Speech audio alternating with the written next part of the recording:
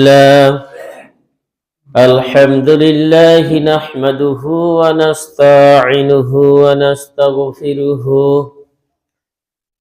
ونعوذ بالله من شرور أنفسنا ومن سيئات أعمالنا من يهده الله فلا مضل له ومن يضلله فلا هادي له ونشهد أن لا إله إلا الله وحده لا شريك له الذي أرسله بالحق بشيرا ونذيرا وداعيا إلى الله بإذنه وسراجا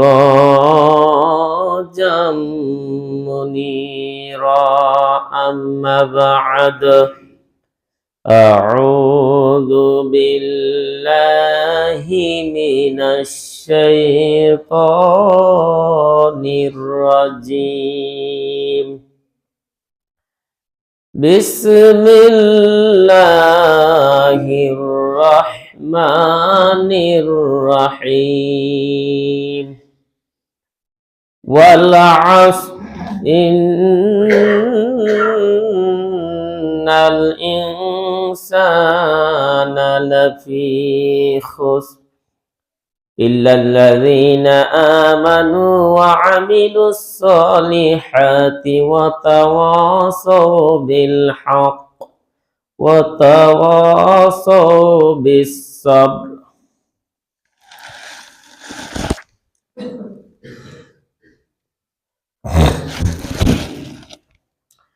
الحمد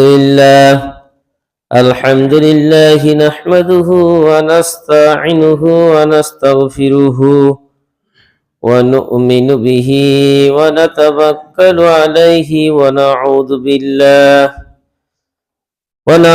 بالله من شرور أنفسنا ومن سيئات أعمالنا من يهده الله فلا مضل له ومن يضلله فلا هادي له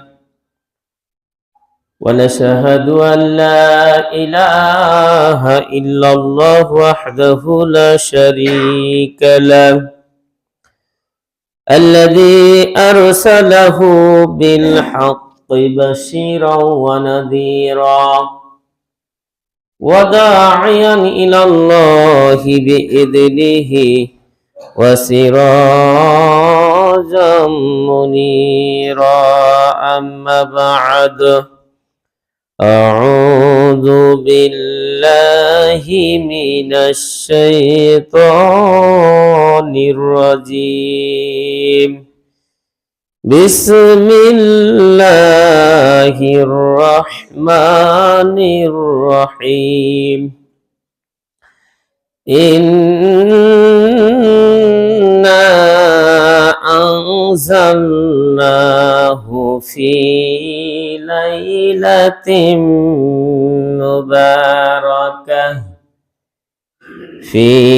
ليلة مباركة إنا كنا منذرين فيها يفرق كل أمر حكيم.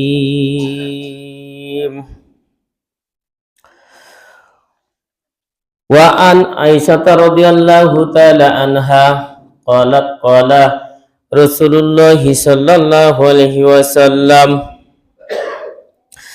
ما رأيت رسول الله صلى الله عليه وسلم استكمل صيام شهر إلا رمضان وما رأيته أكثر صياما منه في شعبان রাহুল মুত্তাফাকুন আলাইহি।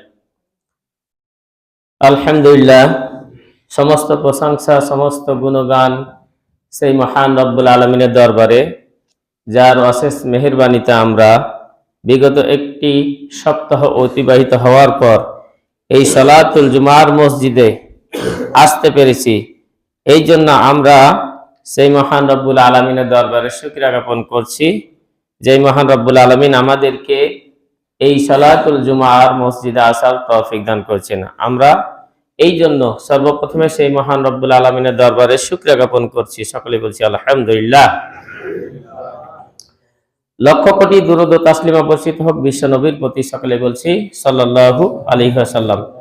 সম্মানিত উপস্থিতি, আমি আপনাদের সামনে সূরা দুখান থেকে 3 এবং 4 নম্বর আয়াত তেলাওয়াত করেছি এবং রাসূল সাল্লাল্লাহু আলাইহি ওয়াসাল্লামের অগণিত হাদিস থেকে বুখারী মুসলিম শরীফের একটি হাদিস তেলাওয়াত করেছি।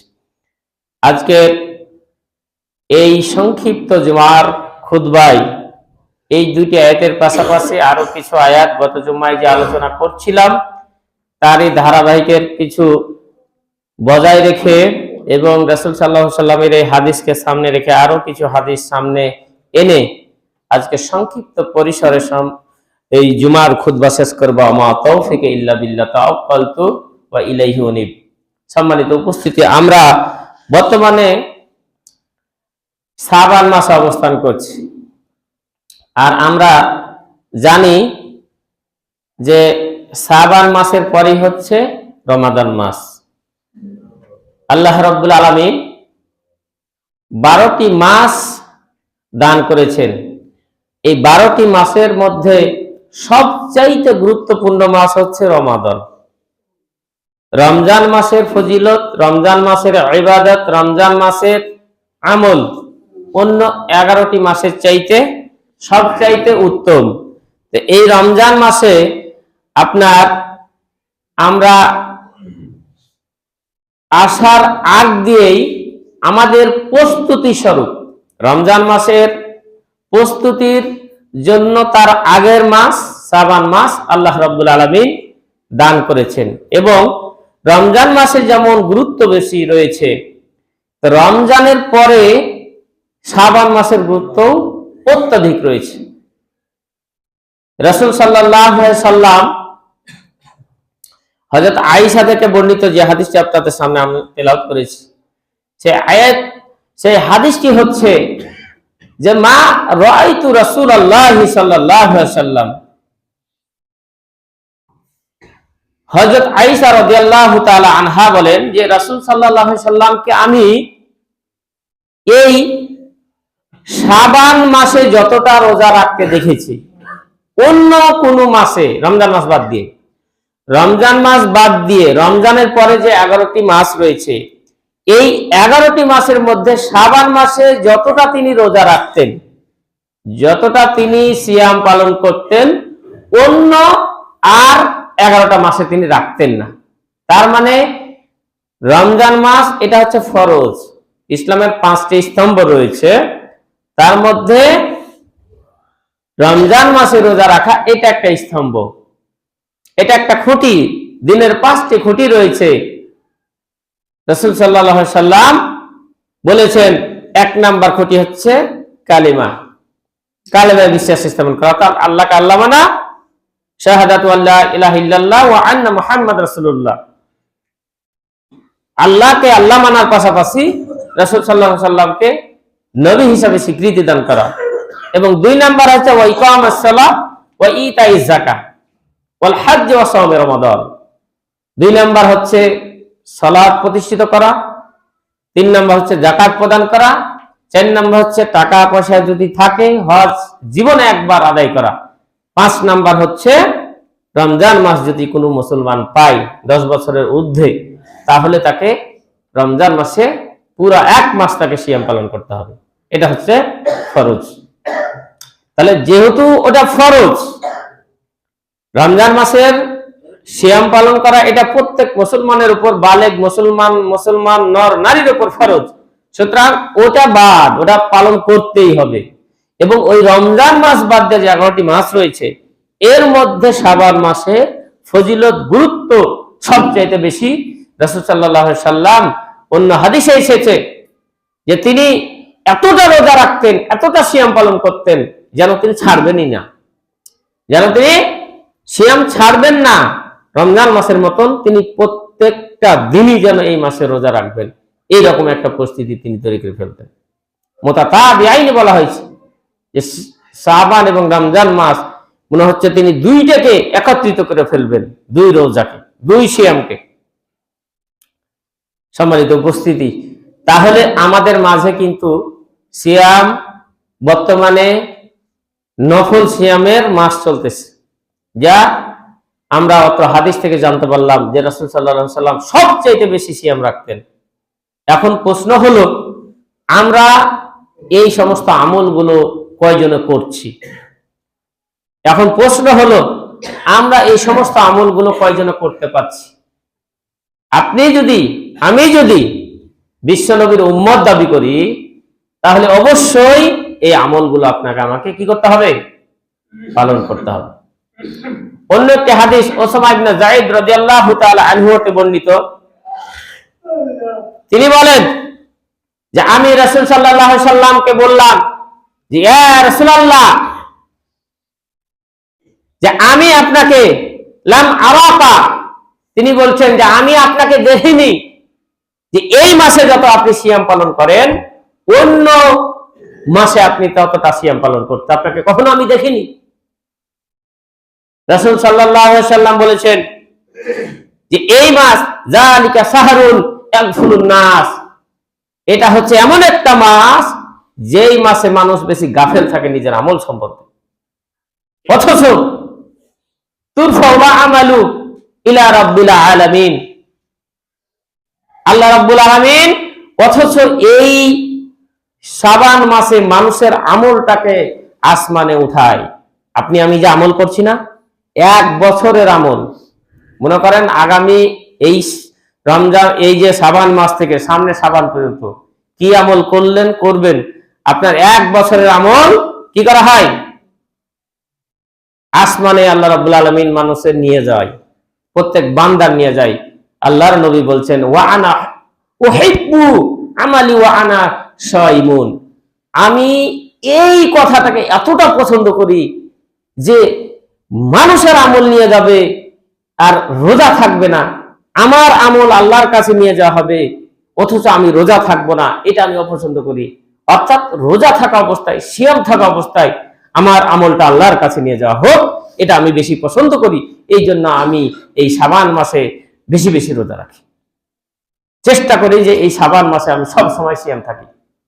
কারণ আল্লাহ তো বলে দেননি যে আপনার এই আমাদের সমাজে নিসফু শাবান শবে বরাতে যে রোজা রাখা হয়, শবে বরাতের দিন যে আপনার সরকারি ছুটি পালন করা হয়, শবে বরাতের দিন আপনার সব মসজিদ মাদ্রাসা যেগুলো হানাফি মাযহাব ম্যাক্সিমামই আপনার হালুয়া রুটির ব্যবস্থা করা হয়, সেই দিন রাত জাগে, সেই দিন নফল ইবাদত বেশি করে, সেই দিনকে বেশি গুরুত্ব দেওয়া হয়। নিসফু শাবান অর্থাৎ শাবান মাসের অর্ধেক, 15 শাবান যেই দিন, সেদিন রোজা রাখে, এটাকে বলা হয় শবে বরাতের রোজা। নাম শোনেন না আপনারা? শবে বরাতের রোজা। দেখেন যে আপনার শহর বাজারে এই রোজাটা কিন্তু ধুমধাম করে পালন করা হয় এবং রাত জাগা হয়। এই দিন নফল ইবাদত বেশি করা হয়, এই দিন দান সাদকা বেশি করা হয়। এই দিন তারা একদম কনফার্ম করে নিয়েছে। 27শে রমজান যেমন লাইলাতুল কদরকে কনফার্ম করে ফেলছে ম্যাক্সিমাম হানাফি মাযহাবে বা হানাফি মসজিদগুলোতে, ওই সেই দিন যেভাবে মানুষ ঢাক ঢোল পিটিয়ে যে রকম মানে আনন্দর সহিত রাত জাগে ইবাদত করে, সেই দিনটাকে লাইলাতুল কদর হিসাবে ধরে নেওয়া হয়। হ্যাঁ, এই সবে বরাতের রোজাটা এই শাবান মাসের অর্ধেক তারিখে অর্থাৎ 15 তারিখে তারা ধরে নেয়। অথচ বিশ্ব নবী যদি ওই 15 তারিখেই যদি আপনি নির্দিষ্ট হতো, তাহলে এত বেশি রোজা রাখার প্রয়োজন পড়তো? আপনি সাধারণ সেন্সে বলেন, আমি সাধারণ সেন্সে বলি, আমি জানি যে 15 শাবান মানুষের আমল আল্লাহ কি আকাশে উঠাবেন আমলটা, তাহলে আমি সেদিনই থাকবো শুধু।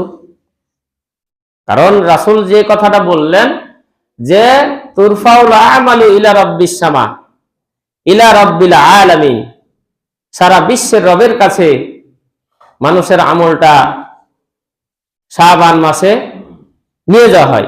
কিন্তু তিনি নিসফি শাবান বলেননি যে শাবান মাসের 15 তারিখেই নিয়ে যাওয়া হয়, এই কথাটা হাদিসে উল্লেখ নাই। সুতরাং শাবান মাসের কথা উল্লেখ আছে, এই জন্য তিনি বেশি বেশি কি করতেন, মানে সিয়াম পালন করতেন এই শাবান মাস। যে কবে আল্লাহ নিয়ে যাবেন আমি তো জানি না, সুতরাং আমি বেশি বেশি সিয়াম পালন করি, হয়তো আল্লাহ আমার সিয়াম অবস্থায় কি আমলটা নিয়ে যাওয়া হবে। সম্মানিত উপস্থিতি, তাহলে আমরা এই দুটি হাদিস থেকে আমরা বুঝতে পারলাম যে এই শাবান মাসের গুরুত্ব অত্যাধিক, এবং এই শাবান মাসের ফজিলত সম্বন্ধে যদি আলোচনা করতে যাওয়া যায়, এই শাবান মাসের কি কি শিক্ষা, এটা যদি সংক্ষেপে আমি আপনাদের সামনে বলি, কয়েকটি শিক্ষা প্রথমত আছে। 1 নাম্বার শাবান মাসের শিক্ষা আসবে যে সিয়ামের প্রস্তুতি, নফল সিয়াম বেশি বেশি পালন করা। রমজানের পরে যে সিয়াম পালন করতে হবে, নফল সিয়াম আদায় করতে হবে, রাসূল সাল্লাল্লাহু আলাইহি সাল্লাম তার জিন্দেগিতে তিনি প্রমাণ করে গিয়েছেন। জিন্দেগিতে তিনি কি করে গেছেন? প্রমাণ করে গেছেন যে রমজানের আগে তোমরা শাবান মাসে বেশি বেশি নফল সিয়াম পালন করো। তাহলে এটা 1 নাম্বার কিন্তু শিক্ষা। 2 নাম্বার শিক্ষা শাবান মাসের, যে এই শাবান মাসে ইস্তেগফার বেশি বেশি করতে হবে, আল্লাহর কাছে ক্ষমা বেশি বেশি চাইতে হবে। আল্লাহ রাব্বুল আলামিন বলছেন ওয়া তুবু ইলাল্লাহি জামিআ, তোমরা সকলেই আল্লাহর কাছে ক্ষমা প্রার্থনা করো, আল্লাহর কাছে তওবা করো, আল্লাহর কাছে ইস্তেগফার করো। আজকে যদি আমরা আমাদের মানুষের মধ্যে এই তওবার বিষয়টা একেবারেই শেষ হয়ে গেছে, তওবা তো মানুষ করেই না, মানুষ সমানে গুনাহ করে, মানুষ সমানে পাপ কাজ করে, অথচ সামান্যতম ওই পাপের জন্য মানুষের মধ্যে একটুকু অনুশোচনা হয় না, একটুকু তার দুশ্চিন্তা হয় না যে হায়রে আমি এতটা পাপ কাজ করে ফেললাম, এতটা গুনাহের কাজ করলাম। সামান্যতম আজকে মানুষের মধ্যে অনুতাপ নেই, অনুশোচনা নাই, মানুষের মধ্যে একটুকু দুঃখ আফসোস এই জিনিসগুলো আজকে হারিয়ে গেছে।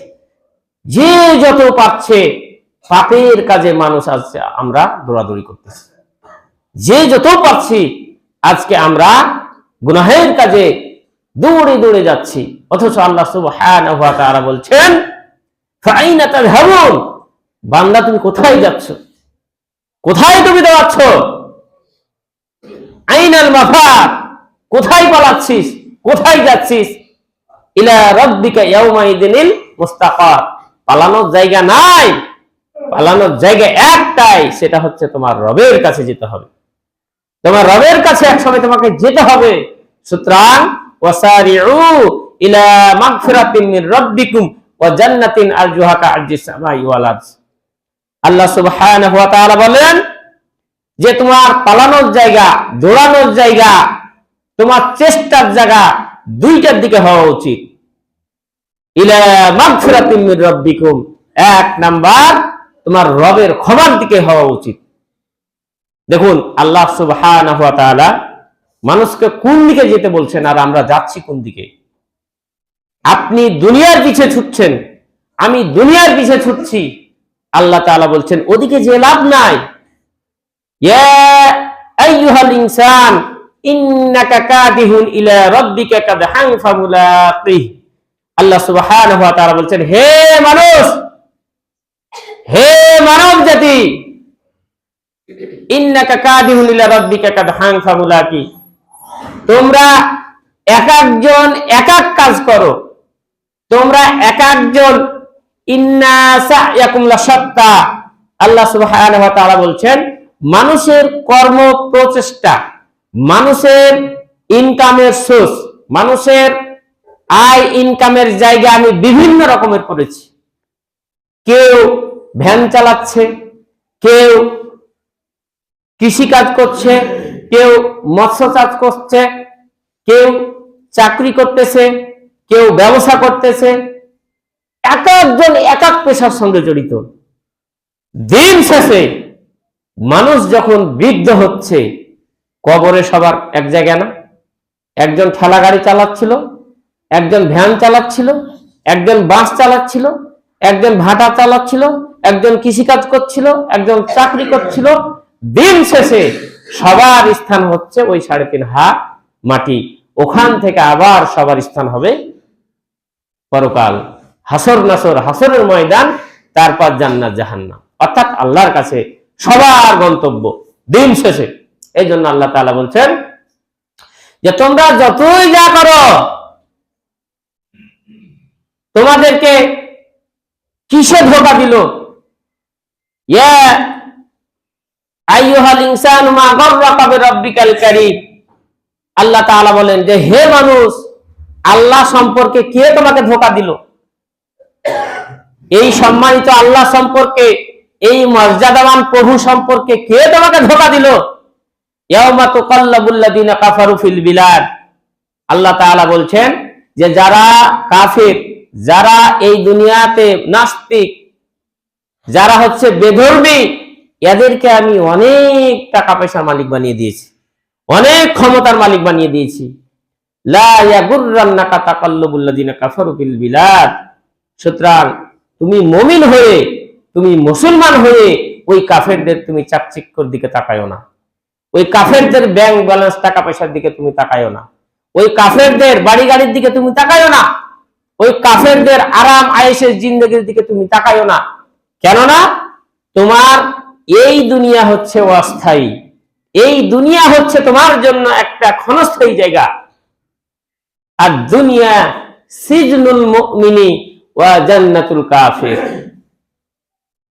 আল্লাহর নবী বলেন এই দুনিয়া মুমিনদের জন্য জেলখানা আমি বানিয়েছি। এই দুনিয়া মুমিন যারা রয়েছে, মুত্তাকি যারা রয়েছে, এই দুনিয়ায় যারা জান্নাতি বান্দা রয়েছে, আমি তাদের জন্য এই দুনিয়াটাকে এমন ভাবে তৈরি করেছি সে আরামে থাকতে পারবে না, সে বাসাতে ঠিক মতন ঘুমাতে পারবে না, সে এই দুনিয়াতে ঠিক মতো খেতে পাবে না, এই দুনিয়াতে ঠিক মতো সে চলাফেরা করতে পারবে না। পদে পদে আমি তার জন্য পরীক্ষা রেখেছি, পদে পদে তার জন্য আমি বালা মুসিবত রেখেছি, পদে পদে তার জন্য আমি অসুবিধা করে রেখেছি, যাতে এই বান্দা এই দুনিয়াতে অসুবিধার সঙ্গে লড়াই করে, বালা মুসিবতের সঙ্গে লড়াই করে, ফিতনা ফাসাদের সঙ্গে লড়াই করে, কাফেরদের নির্যাতন সহ্য করে আমি আল্লাহর প্রতি এত রহম হয়, আমি আল্লাহর প্রতি বিশ্বাস থেকে যদি দিনের পথে চলতে পারে, আমি আল্লাহ কাল কিয়ামতের মাঠে কঠিন মুসিবতের সময় ওই বান্দাকে আরশে আজিমের ওই 7 শ্রেণীর ছায়ার নিচে অবস্থান দিয়ে অবশেষে আমি তাকে জান্নাত দান করব। সুতরাং পরকালটা আমি তার জন্য অনন্তকাল যে জায়গা, এই জায়গাটা আমি তার জন্য আরামের করে রেখেছি। সুতরাং এই ক্ষণস্থায়ী জায়গাতে আমি তাকে আরাম দিব না, এটাই স্বাভাবিক। যদি আরামের জায়গা হতো, বিশ্বনবী তাইফের ময়দানে দিন প্রচার করতে গিয়ে মার খেলেন কেন? যদি আরামের জায়গায় হতো, বিশ্বনবী গত জুমাতে মিরাজের কথা বললাম যে আসমান জমিনের মধ্যে নবী রাসূলের মধ্যে সবচাইতে শ্রেষ্ঠ মানব আমাদের বিশ্বনবী। তিনাকে আল্লাহ আরশে আজিম ভ্রমণ করে এই পৃথিবী তো শুধু নয়, আসমান জমিনের মধ্যে সবার চাইতে যে তিনি শ্রেষ্ঠ, আল্লাহ তাআলা তাকে আরশে আজিম সফর করে ওটা বুঝিয়ে দিয়েছে। সেই নবীকে তাইফের ময়দানে রক্তাক্ত হতে হলো, সেই নবীকে উহুদের ময়দানে ইসলাম প্রচারের জন্য ওই কাফেরদের সঙ্গে যুদ্ধে গিয়ে ওই উহুদের ময়দানে তার দান মোবারক পর্যন্ত শহীদ হতে হলো। তার মানে দেখুন যে এই পৃথিবীতে যারা হচ্ছে মুমিন, যারা হচ্ছে মুত্তাকি, যারা হচ্ছে জান্নাতি, এদেরকে আল্লাহ সুখে রাখবেন না। আমরা কিন্তু বলি, আজকে দেখুন না, এই যে আপনি ইসলামের কথা বলছেন, আমি ইসলামের কথা বলছি, আমি বলছি মনে করেন যে বাংলাদেশকে কোরআনের আইনে পরিচালনা করতে হবে, এটা আমার দাওয়াত। আল্লাহ বলছেন আমাদেরকে প্রতিনিধি হিসাবে তিনি এই দুনিয়াতে সৃষ্টি করছেন। সুতরাং আল্লাহকে রব হিসাবে মেনেছি, নবীকে রাসূল হিসাবে মেনেছি। আর বিশ্ব নবী ওটাই বলছেন যে কিয়ামত পর্যন্ত কেউ যদি কোরআন এবং হাদিস অনুযায়ী চলে, সে কখনো লাং তাদিল্লু মা তামাসসাকতুম বিহিমা কিতাবাল্লাহ সুন্নাত রাসূলিহি, যে আমি তোমাদের মাঝে দুইটি জিনিস রেখে যাচ্ছি, এই দুইটি জিনিসের মধ্যে একটি কোরআন আর একটি হচ্ছে আমার সুন্নাহ অর্থাৎ হাদিস। এই দুইটা জিনিসকে যে যতক্ষণ পর্যন্ত আঁকড়িয়ে ধরতে পারবে, যদি কেউ নিজের ব্যক্তি জীবন, পারিবারিক জীবন, সামাজিক জীবন, রাষ্ট্রীয় জীবন, আন্তর্জাতিক জীবন যদি ভালোভাবে পালন করতে পারে, আল্লাহ সুবহানাহু ওয়া তাআলা নবী বলছেন লাং তাদিল্লু, সে কখনোই পথভ্রষ্ট হবে না। সম্মানিত উপস্থিতি, তার মানে বোঝা যাচ্ছে যে আপনি আমি প্রতিনিধি, আপনি আমি একজন কামলা। কার কামলা? আল্লাহর কামলা। এখন বর্তমানে আপনার আমার কোনো এখতিয়ার নাই নিজের ইচ্ছে মতন চলা। আছে? মুসলমানকে ইচ্ছা মতো চলতে পারে? ইচ্ছা, আপনার মন চেয়েছে মদ খাওয়ার, আপনি খেতে পারবেন? আপনার মন চেয়েছে নেশা করা, আপনি খেতে পারবেন? আপনার মন চেয়েছে অবৈধ কাজ করা, করতে পারবেন? করতে পারবেন না। কেন? কারণ আমাদের রাইট নাই, আমাদের স্বাধীনতা নাই। কারণ আমরা একটা বাইন্ডিং এর মধ্যে আছি, মুসলমান একটা বাইন্ডিং এর মধ্যে রয়েছে। কারণ আল্লাহ এবং আল্লাহ রাসূল যেভাবে চলতে বলেছেন, আপনাকে আমাকে সেইভাবে চলতে হবে। যদি এই কথা অনুযায়ী যদি না আপনি চলেন, তাহলে আপনি কাফের হয়ে গেলেন, আমি কাফের হয়ে গেলাম, আমি মুনাফিক হয়ে গেলাম। আর এর জন্য আপনাকে আমাকে কি রয়েছে? আল্লাহর দরবারে কাল কিয়ামতের ময়দানে, কঠিন হাসর নাসরের ময়দানে আপনাকে আমাকে জবাবদিহি করতে হবে। আজকে দেখুন, কোরআনের কথা যদি বলতে যাই, এই কথাগুলো যদি বলি, তখন আমাদের মধ্য থেকে মুসলমানেরাই মন খারাপ করতেছে। আমাদের মধ্য থেকেই এক শ্রেণীর মুসলমান মন খারাপ করতেছে। আজকে শেরপুর ঝিনাইগাতি উপজেলায় যে জামাতের আপনার সেক্রেটারিকে মারা হলো, কারণটা কি ছিল? কোরআনের কথা বলা। এটাতে বাপ দাদার কারণের এই না দাওয়াত দিচ্ছি না, এই কোরআনের কথা আবু জেহেল শুনতে পারেনি, এই কোরআনের কথা উতবা, সাইবা, ওয়ালিদ বিন মুগিরা এরা শুনতে পারেনি, এই দিনের কথা নমরুদ শুনতে পারেনি, এই দিনের কথা ফেরাউন শুনতে পারেনি। এখনো যারা শুনতে পারবে না, মনে করতে হবে তাদের উত্তরসূরি তারা। কারণ নিজের খায়া নিজের পড়ে আমি জান দিতে যাব, প্রয়োজন আছে? যেই মাওলানাটাকে হত্যা করা হলো, একজন আরবি প্রভাষক, মানে আমার পোস্টে চাকরি করে, তাহলে আপনার ও চাকরি করবে, মাস শেষে বেতন পাবে, এরকম যদি মসজিদ টসজিদ চালাই, ওয়াজ টাজ করে বেড়ায়, আরো দেখালো করে 20,000 বাইরে থেকে ইনকাম করবে মাসে, তাহলে প্রয়োজন আছে এই 42 বছরে জান দেওয়া? প্রয়োজন আছে? প্রয়োজন নাই। ও কার কথা বলতে গেছে? এই যে কথাগুলো বলতেছি, কার কথা বলতেছি? কারণ আল্লাহ, আল্লাহ রাসূল, এখন তো নবী আসবে না। আল উলামা ওয়ারাসাতুল আম্বিয়া, উলামারা হচ্ছে নবীদের ওয়ারিস। সুতরাং বিশ্বনবী দ্বীনের পথে দাওয়াত দিতে গিয়ে তিনি নিজের দাঁত শহীদ করলেন, নিজে তাইফের ময়দানে রক্তাক্ত হলেন, নিজে সিজদারত অবস্থায় থাকা অবস্থায় তার মাথার উপর উটের নাড়িভুড়ি চাপিয়ে দিল ওই আবু জেহেল, ওই সময় লোক লাগায়া। এখনো আবু জেহেল তো চলে গিয়েছে দুনিয়া থেকে, কিন্তু আবু জেহেলের নাতিপতি, তাদের উত্তরসূরি তো থাকবে। কিয়ামত পর্যন্ত এই দুই জাতি থাকবে। লা ইয়াস্তাবি আসহাবুল জান্নাতি ওয়া আসহাবুন নার। আল্লাহ সুবহানাহু ওয়া তাআলা বলছেন, জান্নাতি এবং জাহান্নামী দল কখনো এক হতে পারে না, কখনো এক সমান নয়। ওয়ালা যুলুমাতু ওয়ালা নূর, আলো এবং অন্ধকার কখনো সমান নয়, এটাই স্বাভাবিক।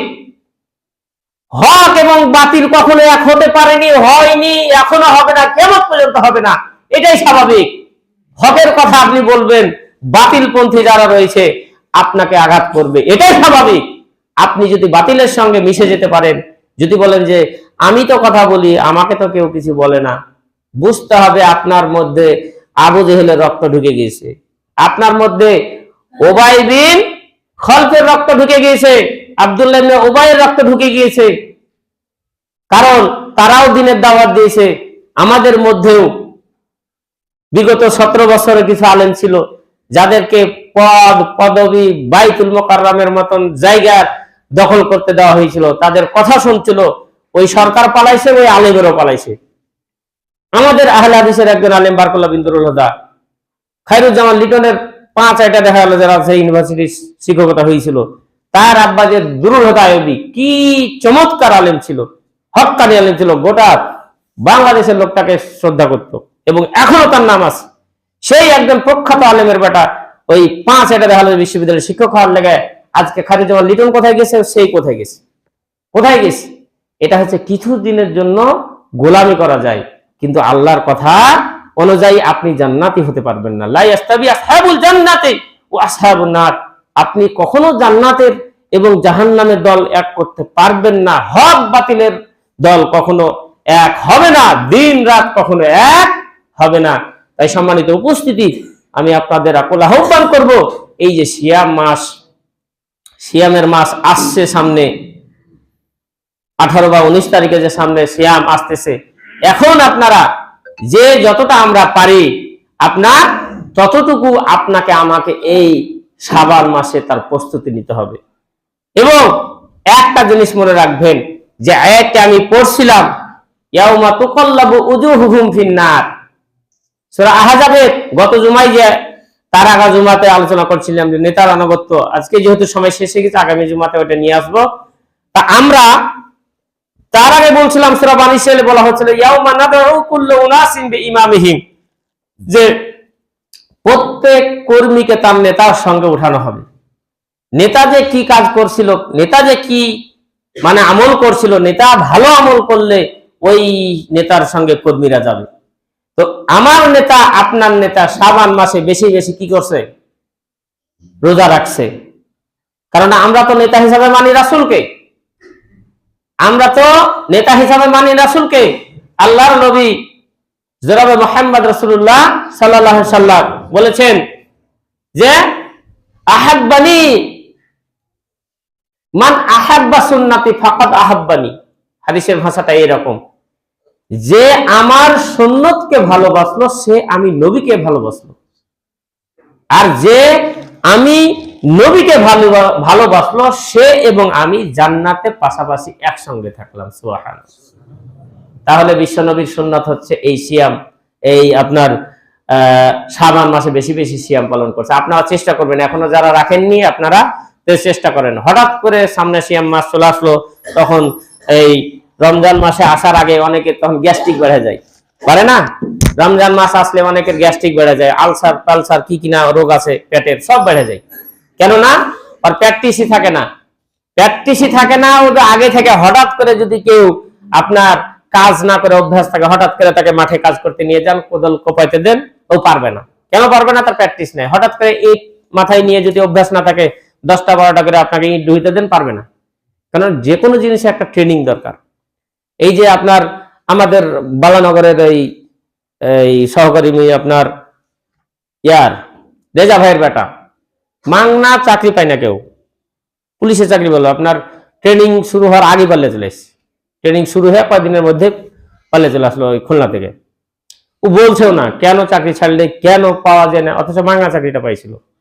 মানে ও তুলা, মানে একদম আদরের দুলালি হিসাবে তাকে মানুষ করছে, পানি খেতে দেয়নি, ভাত খেতে দেয়নি, মানে তুলিয়া খাওয়াইছে সবসময়, কোনোদিন ওকে কিচ্ছু করায়নি। আর ট্রেনিং ওকে বসা খাওয়াবে? 6 মাসে যে ট্রেনিং করাবে সারা বছরে ওই ট্রেনিং, সারা মানে জিন্দগি ট্রেনিং, যতদিন চাকরি করবে তার ট্রেনিং তো ওই 6 মাসে ওকে শেষ করবে, তাই না? সারা জিন্দগিতে একটা আর্মি, বিডিআর, পুলিশ যা ট্রেনিং করবে ওই 6 মাস আগে ওই ট্রেনিং সব ট্রেনিং করাবে। এখন যে জিন্দগিতে আপনার 100 মিটার দৌড়ায়নি ওই 5 মিনিটে, সে কি আর পারবে? ও বুক ডাউন সারা জিন্দগিতে 10টা বুক ডাউন দেয়নি। ওকে যদি বলে যে 100-400 মিটার দৌড়া, এসে আবার 20 টাকা বুক ডাউন দে, আবার পিঠের উপর যদি ওকে আধা মন ওজন দিয়ে বলে বুক ডাউন দে, ওকে আধা মন দিয়ে বলে 20 কিলো হাঁট, হ্যাঁ, ফজরের 1 ঘন্টা আগে, ও জিন্দগিতে 10টার সময় উঠে অভ্যাস হয় তার, মানে সকাল 10টার সময় উঠে অভ্যাস, ওকে ফজরের 1 ঘন্টা আগে যদি উঠিয়ে প্যারেড করায়, পারবে? বাড়িতে বসে খায় তার অভ্যাস। তা আপনার জিন্দগিতে আপনি রোজা রাখেননি, সিয়াম পালন করেননি, হঠাৎ করে রমজান মাস চলে আসলো, 30টা রোজা আপনাকে রাখতে হবে, পারবেন সহজে? পারবেন না। তখন দেখা গেল অনেক সময় বাড়িতে গিয়ে ভাত খেয়ে এসে আবার তখন রোজার আগে দাঁত খিলাল করে বেড়াই, যে কই হে এখনো সময় হয়নি, ইফতারির সময় হয়নি, ও তো বাড়িতে 2-3 বার খাইয়ে এসছে, মানুষকে দেখে এসে যে এমন ভাবে দাঁত খিলাল করছে বা মেশাক করছে, মনে হচ্ছে ও আর চাইতে রোজাদার বোধহয় আর বাংলাদেশে একটাও নেই। এরকম আছে না, অনেক আছে, যে ও ডুম মেরে পেট ভরে পানি খাসলো, আইসা আবার বললো যে ওর মতন মানে এমন ভান দেখাবে 1 ঘন্টা আগে, যে আজকে মনে হচ্ছে দিনটা সবচাইতে বছর মানে এত রোজা রাখছে, এইরকম মানে অনেক আমাদের বড় দুল চুল দাড়ি পাকিয়ে গেছে, তারপরে এইসব কথাগুলো বলে। এটা হচ্ছে প্র্যাকটিসের অভাব। আল্লাহ রাব্বুল আলামিন বিশ্বনবী এই জন্য বলছেন শাবান মাসে বেশি বেশি রোজা রাখছেন।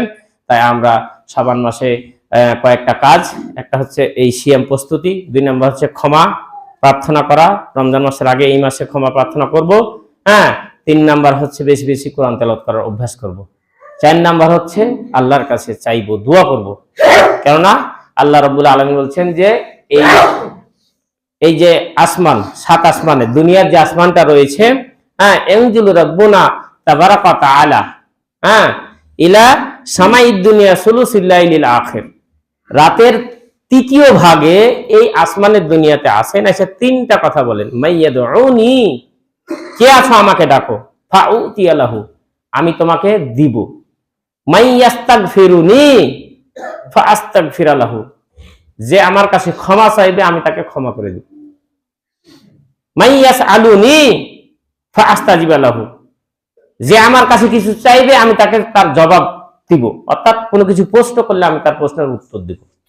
তাহলে আপনার সমস্যা, আপনার জায়গা জমি লাগবে, আপনার টাকা পয়সা লাগবে, আপনার চাকরি লাগবে, আপনার গুনাহ মাফ লাগবে, আপনি আল্লাহর কাছে চাচ্ছেন না, অথচ আল্লাহ প্রত্যেক দিন এই 3 ভাগের শেষ অংশে, প্রত্যেক রাতটাকে 3 ভাগ করেন, যে শেষ অংশে এই দুনিয়ার আসমানে আসেন, এসে বান্দাদেরকে বলেন যে কে আছো আমার কাছে কিছু চাও, কে আছো আমার কাছে কিছু চাও, তোমার কি সমস্যা আমাকে বলো, আমি তোমাকে সব দিব।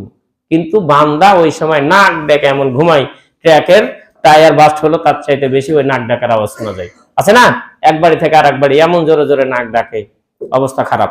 যাই হোক, সময় পার হয়ে গেছে। আল্লাহ সুবহানাহু ওয়া তাআলা আমাদের যেন এই শাবান মাসে নফল সিয়ামের পাশাপাশি যে সমস্ত কথাগুলো আলোচনা করলাম, সে সমস্ত কথাগুলো পালন করার তৌফিক দান করেন।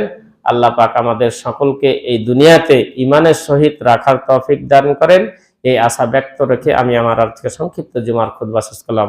আলাইনা ইল্লাল বালাদ। আল্লাহুম্মা সাল্লি আলা মুহাম্মাদি ওয়া আলা মুহাম্মাদ কামা সাল্লাইতা আলা ইব্রাহিম ওয়া আলা আলি ইব্রাহিম